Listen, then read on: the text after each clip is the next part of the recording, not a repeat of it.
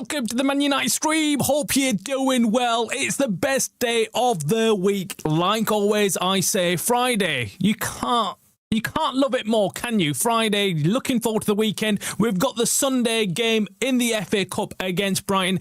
It's going to be a cracker. We've got another game to see Fletcher. Can he be our full-time interim manager? Can he show enough to this INEOS board who absolutely have no clue what they're doing? So they don't know whether they're getting Solskjaer in, whether they're getting Carrick in, or whether they're going to stick to Fletcher. To be honest with you, it's up for grabs, isn't it? Anyone can turn up. Even I could turn up to Man United and tell them I'll do it for free, and they'll give me the bloody job, or at least they'll consider me, right? They'll consider me. I'll have to lick their backside enough for them to kind of give me the job. So it depends. I think that's what they're looking for. They're looking for the right person who can tell them that they can do whatever they like as long as they get the job. I think that's why Solskjaer is said to be in the lead, because he is someone who has told them he will do anything to be back in the hot seat, back at United. Let us know in the comments as soon as you jump in what you think about Solskjaer, Carrick, Fletcher. Who would you prefer in that hot seat? Now, of course, the big news today is nothing to do with the managerial position at United. We, of course, will discuss that in tomorrow's show and the weekend and next week, probably, until they don't bring somebody else in. Now, one massive news that's breaking. It's kind of broke the day after Ruben Amorim got sacked, in fact, and that was on Bruno Fernandes. And it seems to be getting more and more likely that we're going to get an offer in from a club out in the Saudi League. We're hearing that it's Al Hilal. It could be somebody else, but we are getting news that it looks likely that United will be getting a bid in the region of 100 million for their captain Bruno Fernandes. What do you make of that? If that news is true and we do end up getting an offer in that region, look, I'm going to be honest with you. I think this INEOS board will sit down and accept it. They'll accept it. They are stuck for money. They are skint. They're skint. They haven't got the money to go out and buy anybody in this January window. And look, some kind of money coming in, they'll take it. They'll take it unless a strong manager comes in and says, well, look, no, I'm not allowing you to sell Bruno Fernandes. I need Bruno Fernandes in this team. In fact, you need to go out there and buy more players who are capable of carrying the team. We saw it against Burnley. The moment Bruno Fernandes comes off, we look like a different team. Look, I'm not proud of saying that we're relying on Bruno Fernandes, because I don't like seeing one player dictate everything at United. I want to see a team performance. I want to see everybody on that pitch, the 11 players, all grafting, all putting their work in, and all doing well. Problem is, we haven't got them players. For years, we've been recruiting in the wrong places, looking at the wrong players, bringing in the wrong players, and we have been now we're seeing the result of that. We're seeing the result of what we did many years ago. We brought these players in, we've given them these contracts, and they've sat here. They've sat here taking their salaries, happy that they don't have to work hard to get their bonuses. That's what we've got, a culture of players who just do not want to work hard. That's what we've got. Anyway, guys, Nish, welcome to the show. Guys, whoever's coming in, first thing, as always, please make sure you hit the like. And of course, if you're not a subscriber, make sure you hit that subscribe button, get the formalities out of the way. And then let's go to the news and discuss this offer, because now, I wasn't surprised. In fact, the moment I heard that we are sacking Ruben Amorim, immediately my thoughts turned to the likelihood of Bruno Fernandes leaving. Because I said it immediately. I said, look, players like Bruno Fernandes who we've relied on, we've been watching for some time. We've thought, right, okay, players like Bruno Fernandes will end up leaving. Will end up leaving because he cited the fact that he only stayed because of Ruben Amorim. He said, look, Ruben Amorim was the factor. He was a factor who made him stay at United. He spoke to him. He said how important he is for the team, how important he is for his future plans, and he wanted Bruno Fernandes to stay. And, well, Bruno Fernandes changed his mind. In fact, Bruno Fernandes was happy to leave in the summer. He said in a recent interview, he said, look, I left it up to the board. I said, right, you decide. But the board didn't have the balls to make up their mind. He essentially called him out. He said, look, I wanted to leave, or I didn't care for whether to stay or leave. I said it's up to Manchester United. If they need the money, they can sell me. The board didn't make a decision. They left it in Bruno Fernandez's court, and Bruno Fernandes said, well, look, I said, well, look, I'm not going to leave right now. Now, let me know in the comments below, what would you do with this offer if it arrived? This was brought exclusively by Indicator News. Now, many people say, look, he's off the mark. I believe that he's not off the mark. I believe that there are teams weighing up their options, considering whether they should go in for Bruno Fernandes right now or wait to the summer. The reason why they're saying right now is because, look, United are currently in turmoil. The players don't know whether they're coming or going. They don't know who's going to come and manage them. They don't know whether the manager is going to be in their favour. Is he going to play Bruno Fernandes week in, week out? We saw Fletcher take off Bruno Fernandes about 60 minutes into Burnley game. I mean, is that something that we're going to see more of? I mean, there was criticism of Ruben Amorim that he wouldn't take Bruno Fernandes off no matter what the situation. And maybe a new manager has taken that on board. Maybe he's looking at it thinking, I might just take off Bruno Fernandes from time to time. And we know players don't like being taken off. So Bruno Fernandes might be thinking, well, look, am I going to be pivotal to this team? Is this manager going to give me enough game time? Or will I be at risk of losing game time? Could I go off now, go off to another team where I could play week in, week out? And of course, look, it is about money. It's about money. You know, if he's going to be offered a huge contract elsewhere, would he think, well, look, I've had enough of this shit at United. This is all over the place. The owners don't know what they're doing. They've just got rid of my favourite manager, or the manager I really got on with. I don't know who's coming in. Fletcher's come in one day. Next minute, we've got Carrick or Solskjaer. And, a couple of months later, I've got to work for some other manager.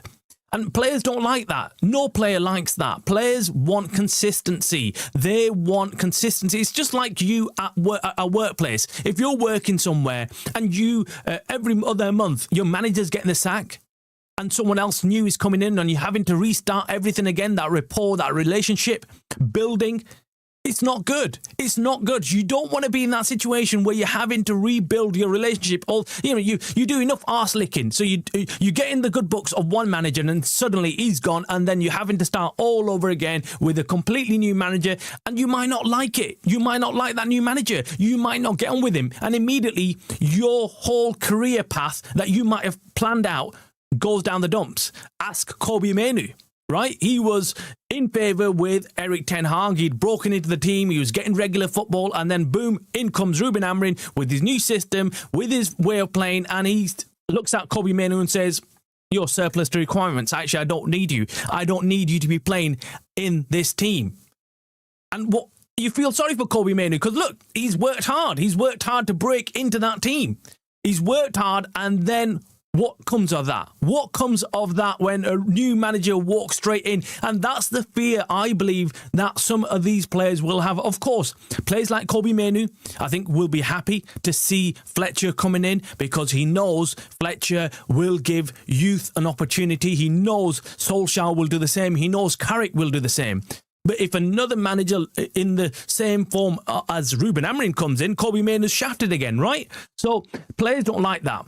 But there'll be other players on the other side now who have been in favour with Ruben Amorim, who will be probably shitting it, who will be thinking, okay, my time's up. Bruno Fernandes might be one of those players. So if an offer does come in, this time I think he might say to the board, I want to leave. You make up your mind. I need to leave. I want to go. I wouldn't be surprised. I would not be surprised if Bruno Fernandes this time round says, look, I've had enough. I want to leave. And there's other players who were in favour under Ruben Amorim, like Dalot, playing every bloody game. Like, what the flip was that all about? Look, I'm going to be happy to see the back of players like that. Players who simply, I feel, are not good enough. Luke Shaw is another one. I need to see better players at United. Will we see that anytime soon? Doesn't look likely. Doesn't look likely because INEOS are penny pinching. They haven't got the money to do anything at this club, make any serious changes. They talk the talk, they say about how United will be back to the top of the Premier League in the next couple of years, and there's a project, was it 2030? That's their project, 2030. I think it is. I can't remember exactly what year they feel that United will be back on top again. But what happened to that long-term project when they got rid of Ruben Amorim? Now, I've said it many times, I wasn't a big fan of Ruben Amorim, but I also am not pleased that they've got rid of him right now at this pivotal time in the Premier League and in the season. Like, they've got no planning. And even if they did get rid of him, okay, look, even if I agreed that they got rid of him at the right time, he spoke out against the club, against the hierarchy, and I guess that does, that's the final line. I think that's the one, that really it means the board have to make a decision and have to make it pretty quickly before he turns full-blown toxic, volatile, and lets everything out of the bag, right? So they probably thought, right, we need to get rid of him before he starts going crazy and starts spilling even further information that we don't want him to. Of course, the moment they sack him and they pay him that payoff of about 10 mil or whatever it was, they make him sign an NDA, a non-disclosure agreement, which means he can't talk about anything that's happened at United. So they lock him into that, and that lasts for quite some time. And years, that he can't say anything against INEOS, he can't say anything against the board, Jason Wilcox, the whole lot. I mean, it'll be pages and pages of information terms that he cannot breach, and if he does, he'll have to pay, I think, most of or some of the compensation back that he's been paid. That's how it works. So he's thinking, well, look, do I spill the beans and lose all that money? Obviously not. He's probably thinking, right, okay, look, I'm going to keep my mouth shut, walk away, get another job, and it'll be the end of this whole episode with Man United.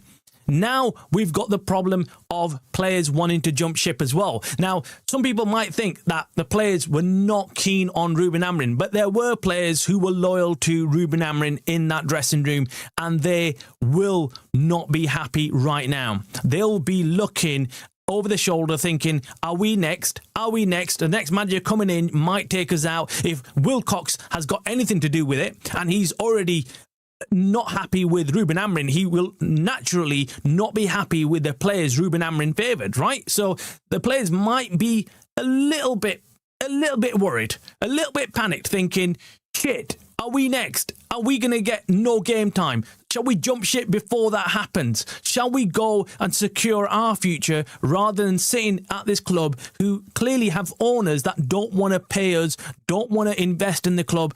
And look, as footballers, they do care about that. Footballers care about that. When they're looking to join a club, they're looking for stability, they're looking for trophies, they're looking for success, they're looking for a decent manager who's not going to just be sacked the next month.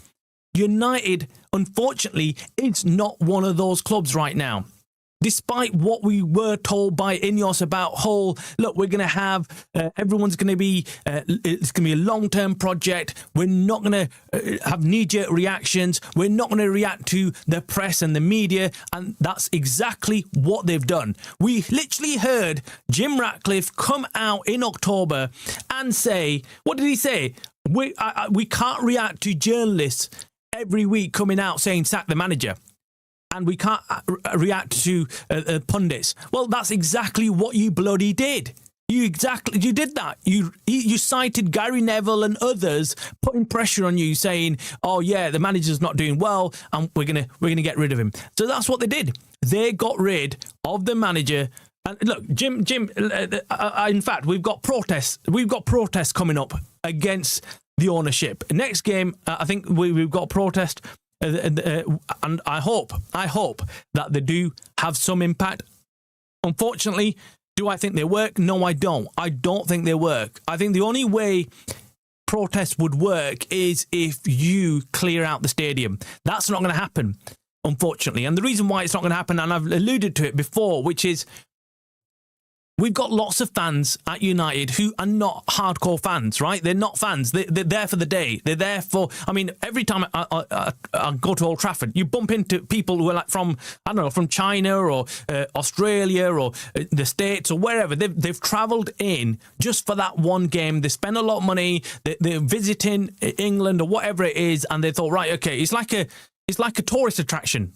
So that we've got a huge amount of fans in there who are just there for the day, who are not loyal, hardcore supporters. They might, like Man United, they might follow Man United, but you know what I mean by hardcore fans who are going to say, right, okay, I'm not going to the game today because of the ownership. They don't have a clue. They don't have a clue who the Glazers are.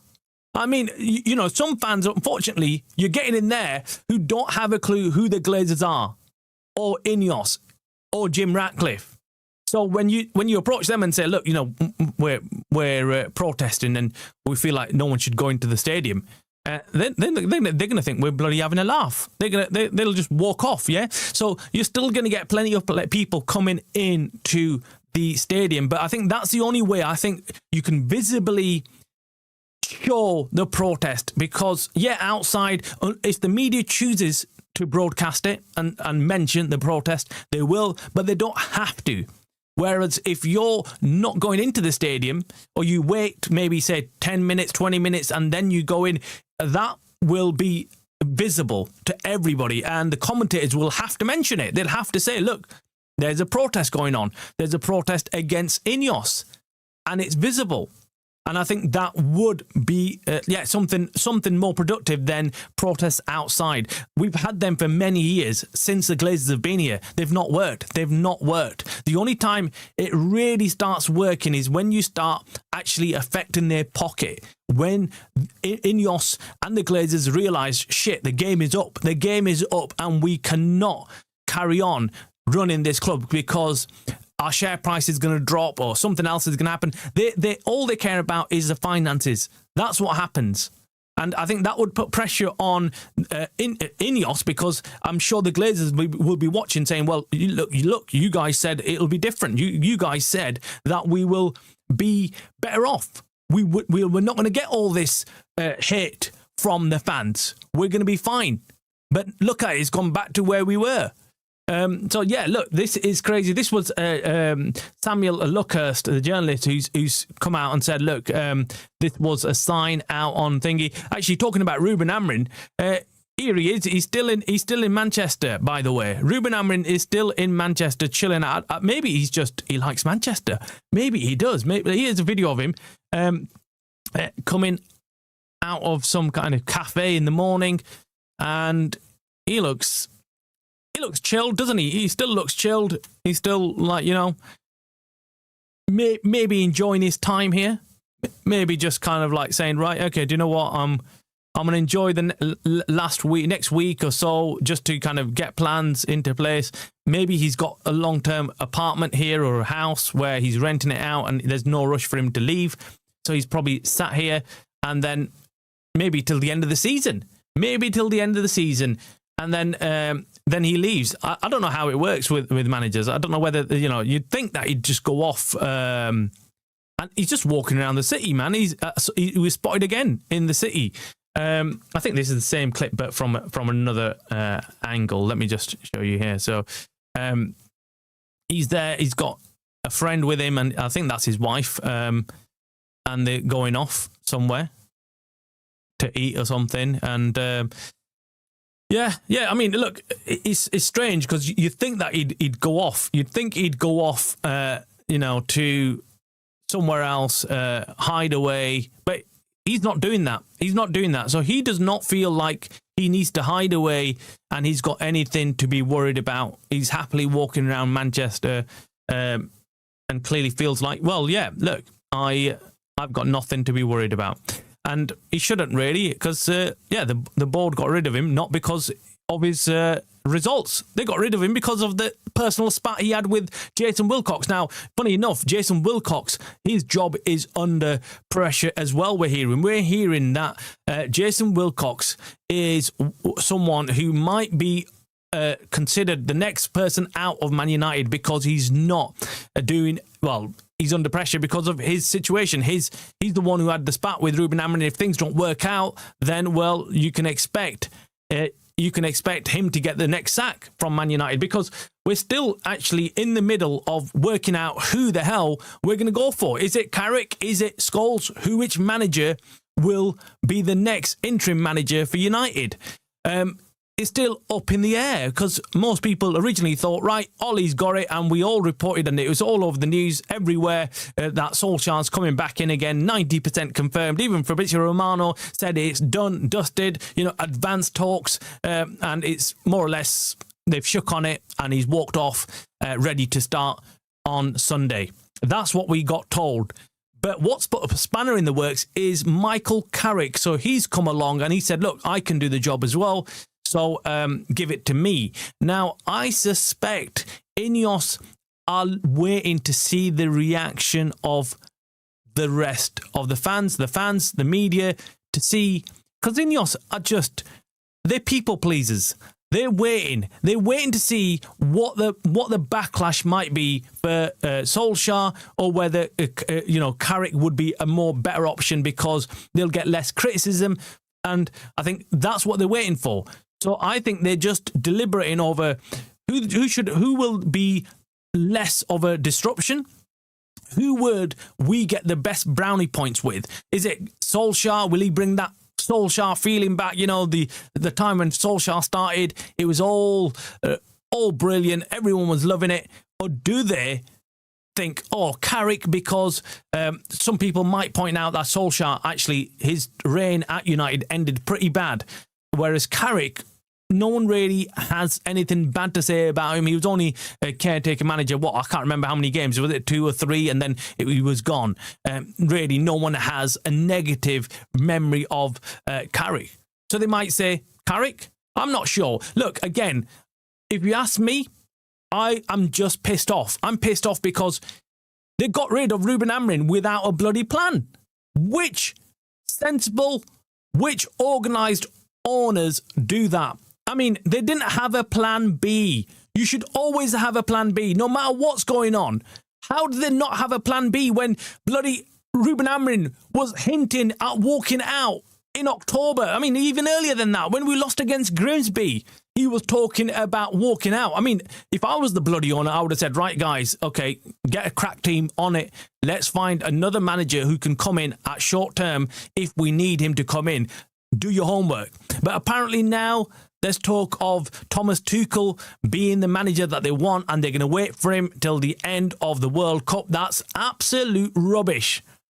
So if England have a long run-in, which they quite easily can, and they reach semi-finals, finals, we won't see Tuchel come in to the job until late on in summer. What the flip does that mean about our future, our transfer window, what's going on behind the scenes, pre-season, everything? What happens with all that? The forward planning. And what if actually Tuchel gets England knocked out in group stages? Then are you still wanting that type of manager? And then obviously there's noises going around with Eddie Howe. I think we had Roy Keane come out last night again when we were watching him with the Arsenal-Liverpool game, and he said, look, I'd prefer someone like Eddie Howe. Look, again, I think Eddie Howe, I think he would be an option. For me, he would definitely be an option because he's a steady Eddie, kind of does the job, doesn't cause a lot of hoo-ha. With Tuchel is a whirlwind. Tuchel is a whirlwind.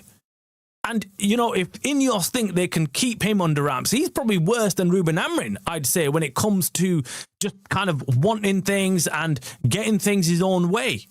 So, good luck with that if you think you're going to control Tuchel. But that's what I think. I think there's INEOS are just playing the game. They're just wanting everyone to make their opinions, let them know, so they're going to work out who to go with depending on public opinion. That's what they'll do. That's what they'll do. Anyways, let me just go and bring up something else for you guys. Let me bring up something else. We've got, other than this crazy clip. I'm going to end the show on this because it's just too funny. It's too funny. Actually, wait, let me go to the chat, man. Let me go to the chat. Let me see what everyone else is saying. Let me see what the chat is saying first. because I know a few of you jumped on. Niche, welcome, mate. Hope you're doing well. You say, I think if Bruno was wasted his entire career with us, he would have played and won major trophies with a Spanish club. Absolutely, man. He would. Yeah, Indicator is right. Al Hilal have come in for him. The clause is just over 50 mil. He will go and we can't do anything about it. What does 50 mil buy in today's market? Brighton want 90 mil. Yeah, exactly, man. That's the other problem. I mean, what are we going to do with that money? You know, we can't even afford one player with that right now. We cannot afford one player. Any team who buys Bruno for 60 mil makes that money back in merchandise alone. He does. Absolutely, man. They're going to make a killing. Bruno will be one of their best players. Who I heard, I can't remember who was it. Someone describing Bruno as one of the best cams in the world right now. Whatever we think of him right now, look, and I'm not a big fan of him. At times, when he puts passes here and there and tries his worldies, it really irritates me. Loads of players will want to leave, but a lot of those players are ones we need to get rid of. Shaw, Casemiro, Maguire, Dalot. I don't think Shaw will want to leave. I really don't. And I don't think Maguire will want to leave because they'll know they've got nowhere else to go. Any move from United is going to be a downward move for them players. Same thing with Dalot. I don't think Dalot will be looking at it thinking, oh, I'm going to get a better team, better offer, better contract elsewhere.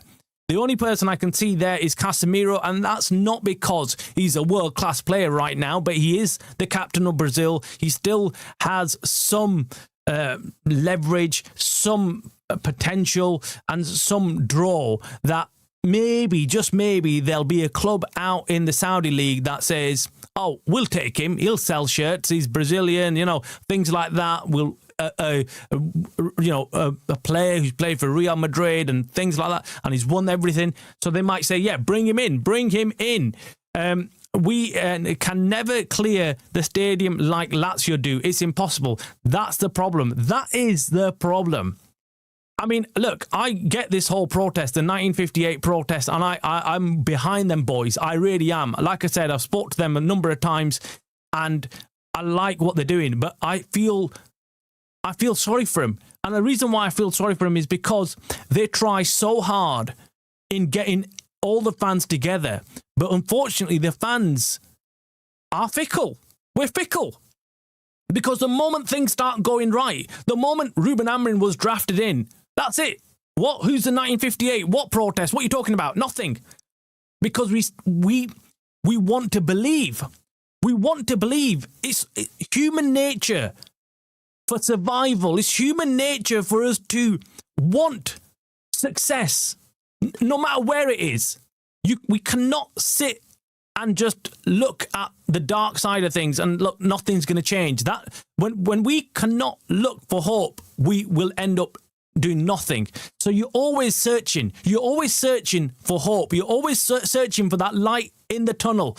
And unfortunately, that's what happens with the fan base. The moment we get any kind of hope, we run to it and we forget what the owners are like. We forget the 1958, the project that they're at, the ones that they say, the protests that they try. I mean, I remember early this season when the 1958 tried to organise some kind of protest and it didn't go ahead because they didn't get enough feedback. They didn't get enough people to join them.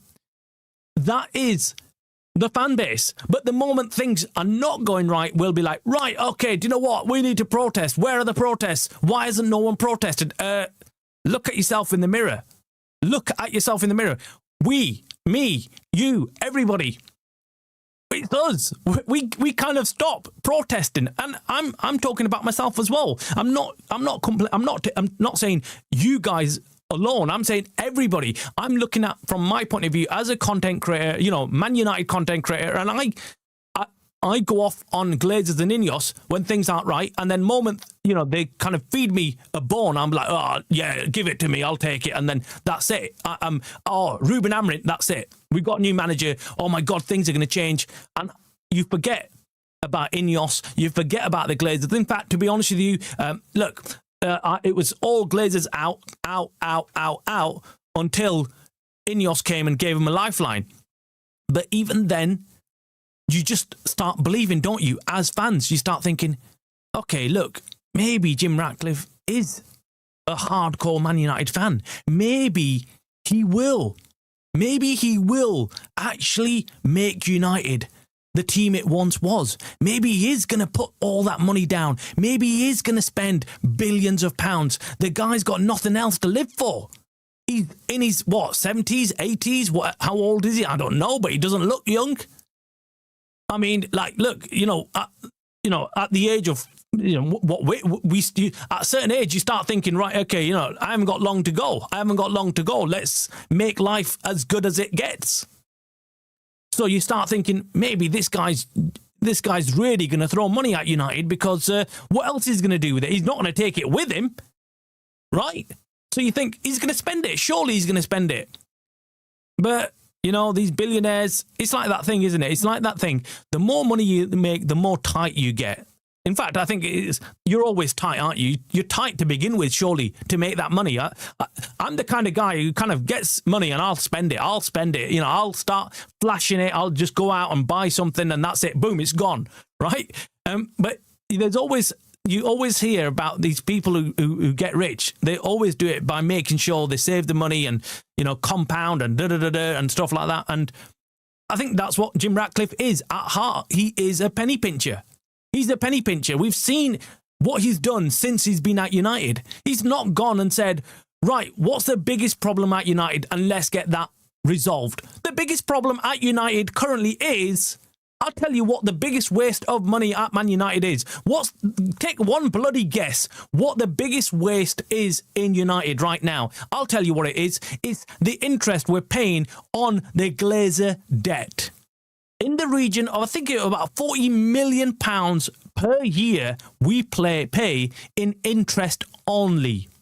£40 million in interest. That's what's been reported. I've never checked the figures, but that's what they say. They say we're paying millions of pounds each year just to service the debt that we've got on the club. So does it make sense for INEOS to pull the plug on the Legends charity? I think it was 40k per year or something. Yeah, that was going to that charity, funding ex-legends of Man United. I'm not talking about Solskjaer's era or Fergie's era. I'm talking about in the 1950s era, where you get legends who've played for the club, and of course they didn't get paid a lot, but United used to look after them. £40,000, around that figure amount used to go in to fund that charity. Man United used to put that money in. Guess what Jim Ratcliffe came and did when he came in? He said, oh, cut that. We don't need that to be going there. So he cut £40,000, which is a drop in the ocean, is not even good enough to describe what that is in comparison to £40 million in interest payments that we make to cover the Glazers' debt. And it is the Glazers' debt because they bore it on the club. So that is the situation with INEOS. They cannot be trusted. Jim Ratcliffe, yeah, we thought he was going to come in and do wonders, but he hasn't. So clearing out the stadium would be the best option right now for fans. But will we do it? Probably not, because again, it's really difficult to make all fans, make them stop going in. In reality, Fergie screwed the club over the Rock of Gibraltar. If he hadn't gone to war with McManus, then the Glazers might not have got in. Yeah, look, there's lots to be answered for as well. I know, people don't want to mention it, but there's lots of things that happened behind the scenes before the Glazers took over, just before they took over, that didn't go to plan. And yet the whole McManus problem, everything behind the scenes, what was going on at the time with the majority shareholders of United wasn't good. And yeah, they could have stopped the Glazers if they saw it coming. But no one really saw it coming. They bought their way into it slowly, and at the point when they, it was too late by the time people realised that these guys are going to do a hostile takeover. That's it. It's done. We're shafted. They've bought all the shares up. He's still in Manchester because he talks with City for sure. Niche, you're coming. I don't know, man. I think that's far fetched, man. I can't see that happening. I can't see City doing it. I'll be shocked if it happens. I've never hid from the fact that I would love someone to come in and buy Bruno. He is part of the past, not the future. If Bruno went, we would share all his assists through the team. Do you think, Jim? I don't know, man. I really don't. I've seen the team play without Bruno, and there's passes to be made where you think that's a simple pass. It's a through ball. You're going to make it. Casemiro's on the ball, and he doesn't make it. Then you've got Ugarte or someone else, Kuna. They get the chance to make that through ball pass, but they fail to do it. They fail to make that pass. But again, I feel like he's our only passer in the game right now. So the only time I'd be comfortable with Bruno leaving is if they brought in somebody else to replace him. If they haven't got a plan to replace Bruno Fernandes, well, just like if they didn't have a plan to replace Ruben Amorim, then we are up shit's creek. I can't think of anybody who right now I would bring in as a replacement for Bruno. If anyone knows, drop your comments. Let me know which player you would bring in as a replacement. Someone who's a creative player, someone who's young, who we can build a team around, someone who can come in and actually cook for United. I get what you're saying. And that you're not alone, Jim. You're not alone. There's lots of people, fans out there, who feel Bruno Fernandes is not as good as what the stats say he is. But then again, when I see the team without him and with him, I think, well, look, we haven't got any choice in this matter.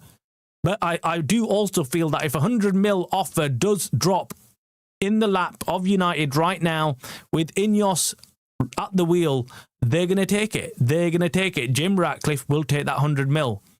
I do not see them rejecting an offer like that. And teams are all circling. The Sharks will be circling. They will know United right now are in deep shit.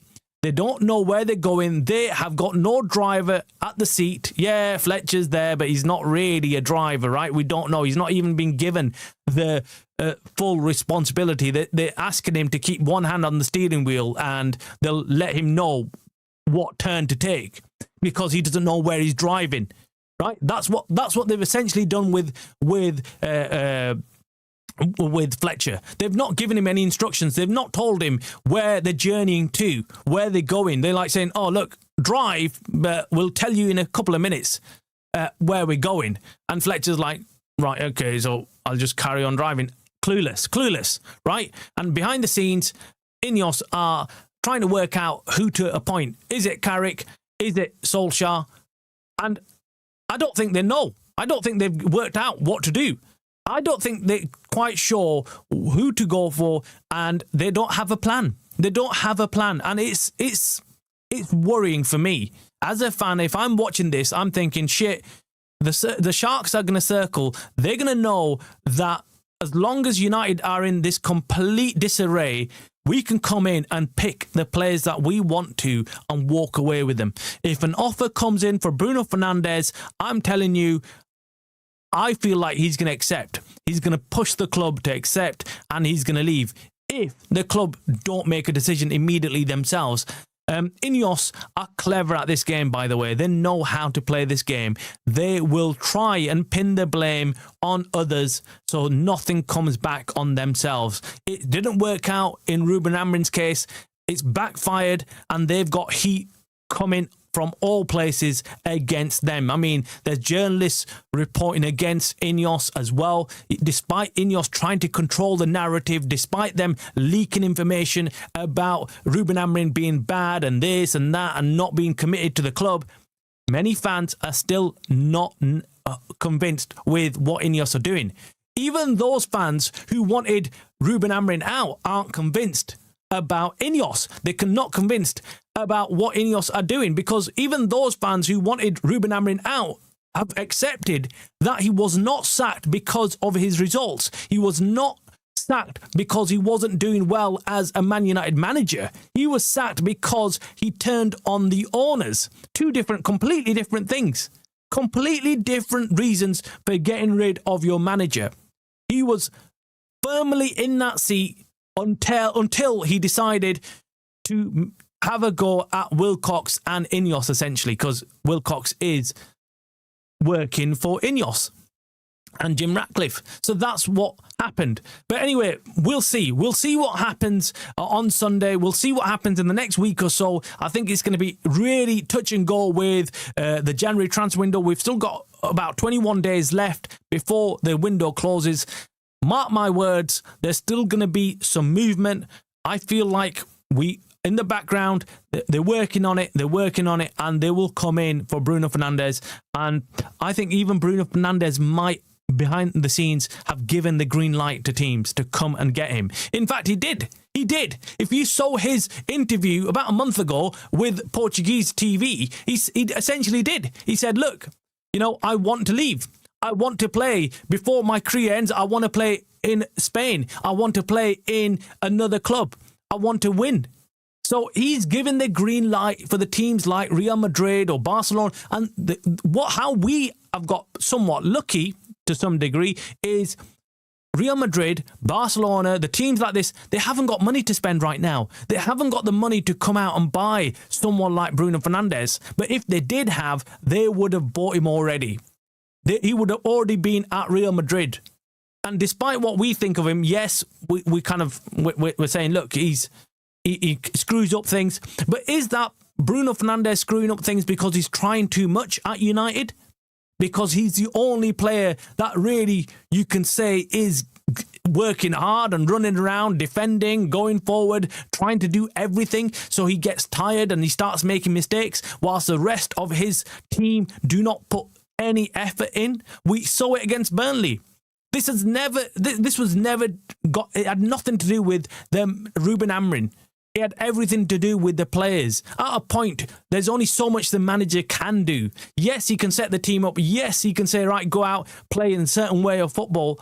But you still expect teams as good as Man United, players as good as Man United have got right now to do a job at home at Old Trafford against Wolves, a team that had got 2 points in the whole season before that, not won a single game. Was that Ruben Amorim? No, it wasn't. Against Burnley, it was shit. It was shit, man. I don't give a shit what anyone says. I've heard too much gaslighting, man, in my time right now. You're still getting fans coming out saying, oh, yeah, we did all right against Burnley. There was lots of positives. Bullshit. Let's be honest. It wasn't positive. It was shit. It was a shit performance. And there's fans out there trying to, Sesko scored 2 goals, though. Who gives a shit about Sesko scoring 2 goals? We bloody drew the game against Burnley, a team that's not bloody, I think he's lost about 11 games in a row or something. Or hasn't won, at least. I mean, it was a game that we were talking about winning 2-3-0 when we were going into it. And then how all of a sudden can we accept that shit at end of the game? Like, whistle blows and there goes all our standards out the bloody window.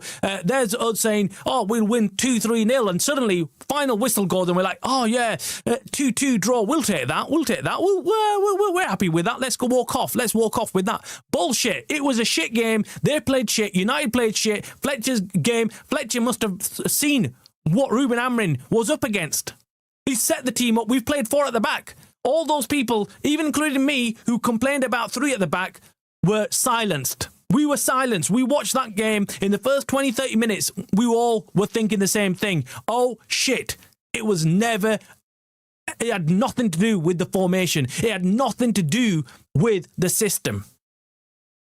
We've got shit players. That's what we have to realise. We've bigged them up too much, man. We've sat here saying, yeah, these players are sick. Oh, we've got some crazy players here. They're not good enough. They don't put enough work. They're not aggressive enough. If it was me and I was pointing out one thing only, I would say that these players need to be more aggressive. They need to go in there and work their socks off. In every game. It doesn't matter if you're playing Burnley, whether you're playing Man City, whether you're playing Wolves. You need to give it your 120%. You need to go in there and see it as your last bloody game. That's how you win. And unfortunately, we haven't got that in these set of players. You cannot sit here and say that 2-2 draw was a good result for United. No way. And where's that manager bounce back that we were all talking about? Oh, yeah, Fletcher's going to come in. He's going to change the formation. He's going to give the players the freedom to play. And that's what we got.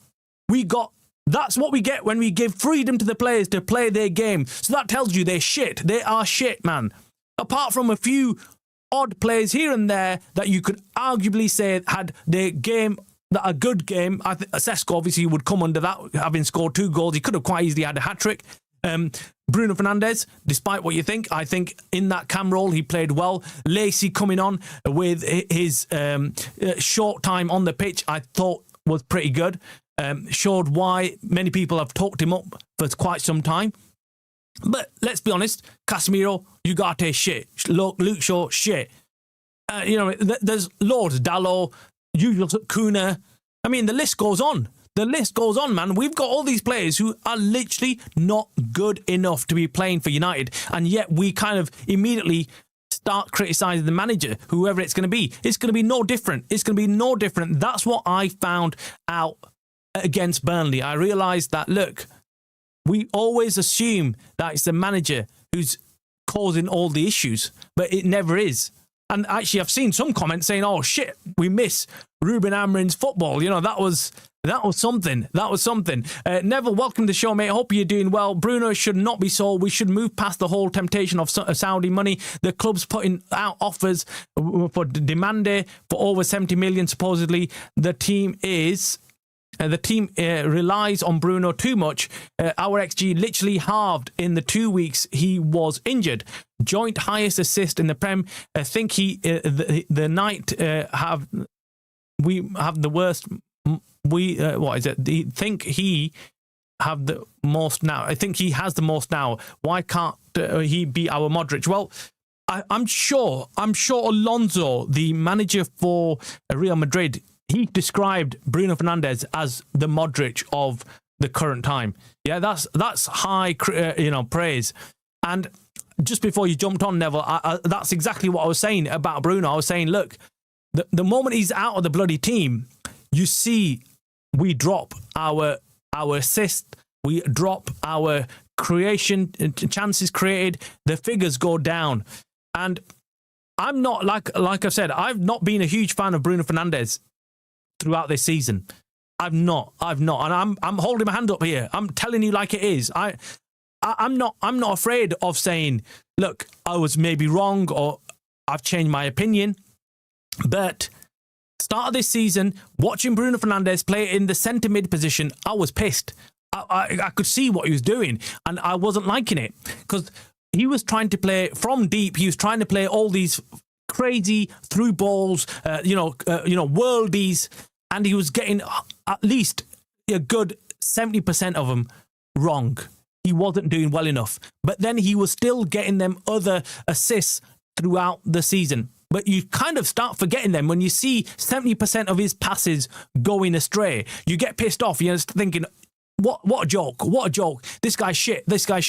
And I must admit, I was getting frustrated watching him. So as I was watching the games, I was getting more and more frustrated. You remember the 70% that he did wrong, then the small percent or 30% that he got right. You forget that. You forget his assist to Harry Maguire to win against Liverpool. You forget because up until that point, he'd had a shit game.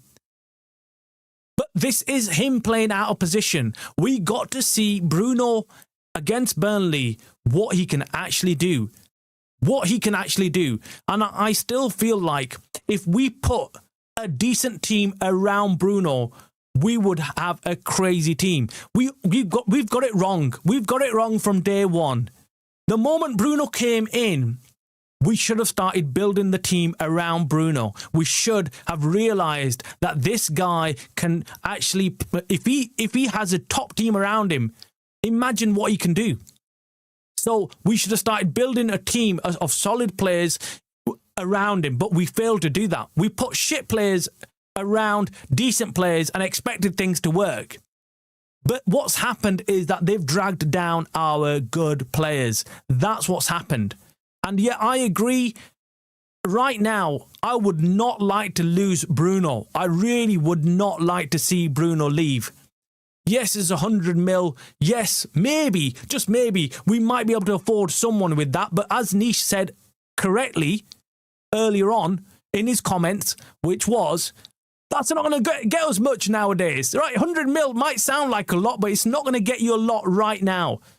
So you start thinking, actually, do you keep him here and allow that 100 mil? Because it's going to, you're going to take that money. You can't, unless someone can bring another name to me that's good enough to fit in that role, then I'd accept selling Bruno if we can replace him.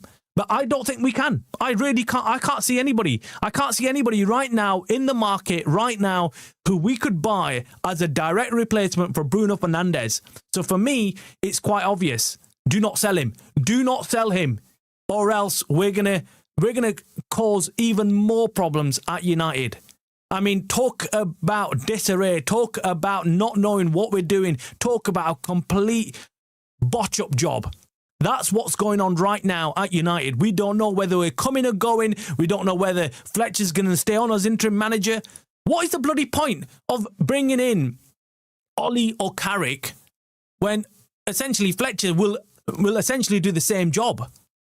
I don't understand that either. I really don't get that. Am I looking at it from the wrong point of view? Am I looking at it from thinking, well, they're not much different from one another? I mean, Carrick coming in, I mean, he's almost like Fletcher. I mean, what does Carrick have over Fletcher that we're missing or that I'm missing? And then Ollie, I mean, okay, experience. He's got experience over Fletcher. But other than that, I don't know. I really don't know, again, what Ollie would bring to the table. So, for me, I think, well, if you've given the bloody job to him as caretaker manager, you might as well leave him. If you're thinking of replacing them anyway at the end of the season, you might as well just leave Fletcher and let him get on with the job if you're not planning to bring anybody in immediately. Unless behind the scenes, there's talks with actual long-term managers going on right now and they can convince someone good to jump ship like Ruben Amorim did and join Man United halfway through the season. But I find that very, very difficult to see happening, especially what's happened with Ruben Amorim. I can't see that happening. I think they will all be looking at the situation thinking, no, we're not going to do what Ruben Amorim did. No way. We're not going to do that. Let's be honest, in that Burnley game, they were undeniably lucky and we got unlucky. Bruno shouldn't have been taken out of the midfield role with Cass. He looked lost in the first half. Ugarte is awful. Yeah, look, for me, we've got to make our own luck. I cannot accept that we lost because we were unlucky. I know what you mean. I think the Martinez goal, for me, there's nothing wrong with it. There was nothing wrong with it. As I was watching it, I was saying that, I was like, how's that a bloody foul? There's literally everybody holding on to each other. So if you're going to give Martinez, you've got to give foul on somebody else. You've got to give the foul on Dallo. He was being held down. You've got to give the foul on Sesko. He was literally being wrestled with. So it doesn't make any sense. Inconsistent refereeing. That was a problem against Burnley. I thought the referee was absolutely shit. Wow, didn't know that about Alonso. That's high praise indeed. An absolutely noticeable difference when he came off. And I've had times where he's drove me nuts, but I felt like he just started to click. Yeah, look, I agree with you there, Neville. Great point. Which is, again, I mean, you can't ignore what's in front of you. You cannot ignore it. You cannot ignore the fact that our team looks shit without Bruno. I also thought, he's off injured. We've got 2 games where we can actually show that we can work without him. Shit, did we not look good without him?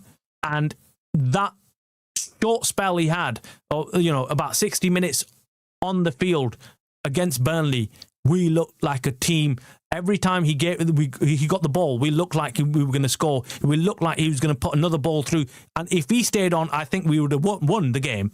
I felt like that was maybe just the wrong decision to take him off immediately after we scored the second goal. I think he should have left him on to calm things down, maybe another 10 minutes to just give us that foothold in the game and control. That's what I think anyway. I think that's what led to the defeat, or that it felt like a defeat, although it was a draw. Mount needs to get back up to speed, hoping he would keep the team, but unfortunately he had a bad game. Yeah, it's a pity, and the draw pisses me off as much as look, Mount had a poor performance. Against Burnley. I thought he went missing in the game. It was his chance to again prove that he could come in and do a job, but he came on and did nothing.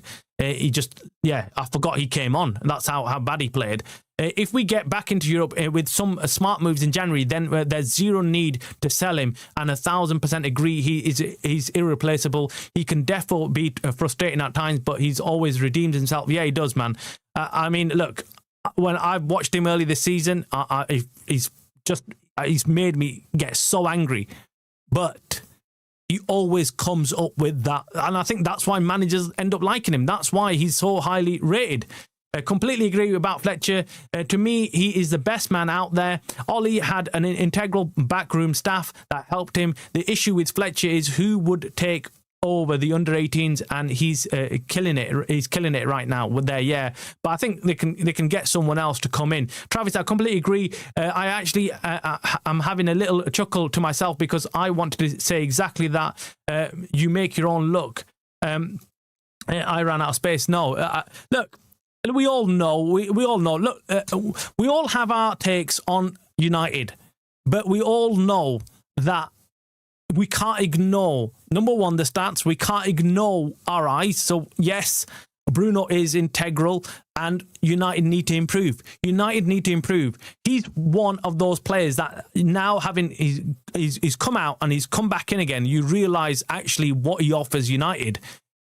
Unfortunately, what I can see now is what we've got around him is absolutely useless. Absolutely useless. And the INEOS need to recognise that as well.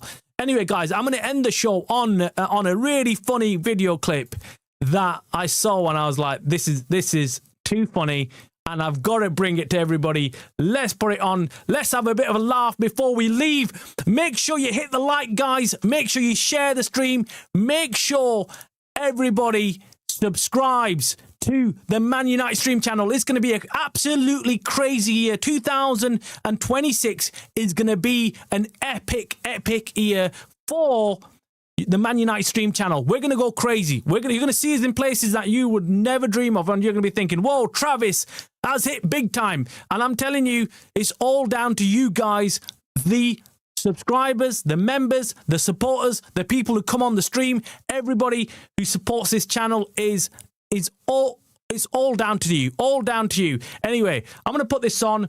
Enjoy it. Have a laugh. Tonight, good night.